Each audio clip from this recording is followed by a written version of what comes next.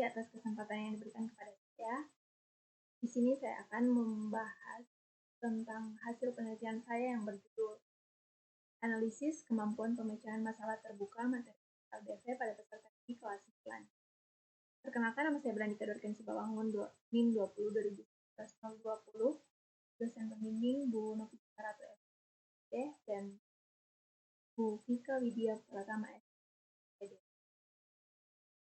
Topik pembahasan yang pertama di sini adalah latar belakang, tujuan penelitian, metode penelitian, dan instrumen penelitian. Yang latar belakangi, matematika merupakan ilmu dasar yang ada di setiap jenjang pendidikan, termasuk pada jenjang sekolah menengah pertama. Salah satu kemampuan yang harus dimiliki peserta didik dalam belajar matematika yaitu kemampuan pemecahan masalah. Karena kemampuan pemecahan masalah memberikan manfaat yang besar bagi peserta didik dalam melihat relevansi matematika dalam kehidupan sehari-hari. Dengan itu, menurut Branca dalam Smart Tips 2016, kemampuan pemecahan masalah adalah kemampuan dasar dalam belajar matematika, sehingga kemampuan tersebut seharusnya diberikan, dilatih, dan dibiasakan kepada peserta didik sedini mungkin. Kemudian pada masalah terbuka adalah masalah yang memungkinkan siswa untuk menemukan jawaban dengan cara mereka sendiri dengan istilah mereka sendiri pula. Di sini ada menurut Polya 1903, ada 4 langkah yang harus dilakukan untuk memecahkan suatu masalah, yaitu langkah pertama, memahami masalah, yang kedua merencanakan penyelesaian, yang ketiga melaksanakan rencana penyelesaian masalah, dan yang keempat memeriksa kembali. Tujuan dari penelitian ini untuk mendeskripsikan kemampuan pemecahan masalah terbuka materi LDV menggunakan tahapan Polya pada peserta didik kelas 9 di SMP Negeri 2 Salatiga. Metode penelitian. Penelitian ini menggunakan jenis penelitian deskriptif kualitatif. Pemilihan subjek pada penelitian ini menggunakan teknik purposive sampling dan dipilih 3 orang peserta didik kelas 9B SMP Negeri 2 Salatiga pada semester ganjil tahun ajaran 2022 dan 2023. Instrumen penelitian sendiri di sini ada peneliti sendiri, kemudian ada wawancara dan instrumen tes. Pengumpulan data ada 2, tes tertulis dan wawancara.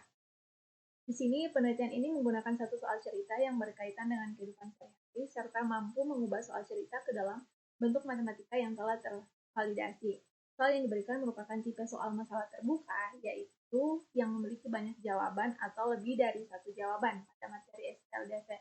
Berikut soal cerita yang digunakan.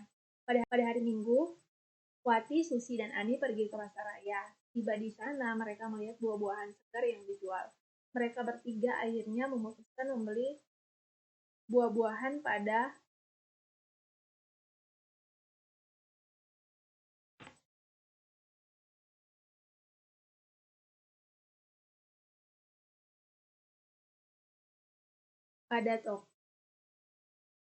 hari Minggu, Wati, Susi, dan Ani pergi ke pasaraya. Setiba di sana, mereka melihat buah-buahan segar yang dijual.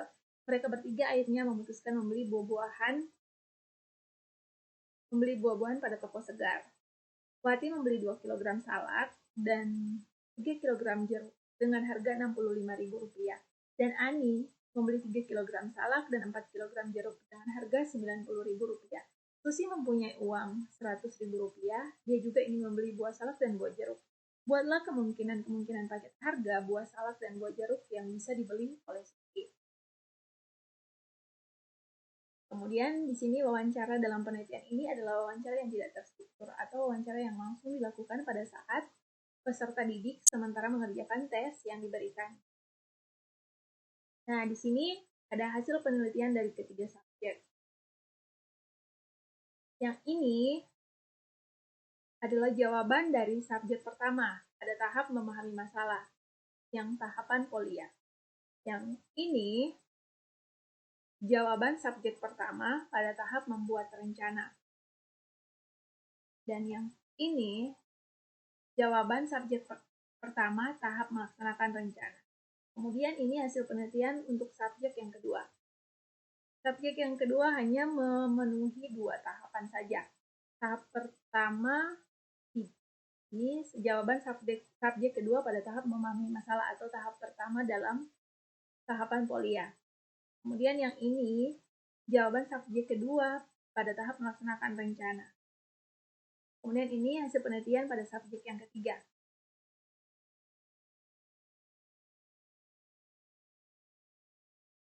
Jawaban subjek 3 pada tahap memahami masalah seperti ini. Kemudian jawaban subjek 3 pada tahap melaksanakan rencana seperti ini.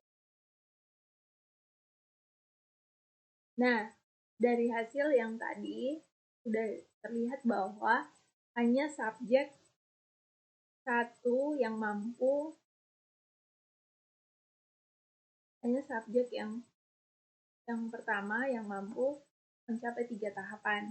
Tapi subjek kedua dan ketiga hanya mencapai 2 tahapan.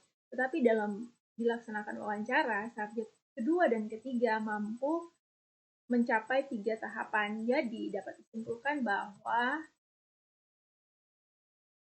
kesimpulannya bahwa ketiga subjek dalam penelitian melaksanakan 3 tahapan Polia, yaitu tahap memahami masalah, membuat rencana, dan melaksanakan rencana. Sedangkan pada tahap terakhir, yaitu tahap kembali, semua subjek baik satu, subjek 2 maupun subjek 3 tidak melaksanakan tahap itu. Kita dapat disimpulkan bahwa kemampuan pemecahan masalah peserta menggunakan tahapan penelitian perlu ditingkatkan lagi. Sekian dan terima kasih.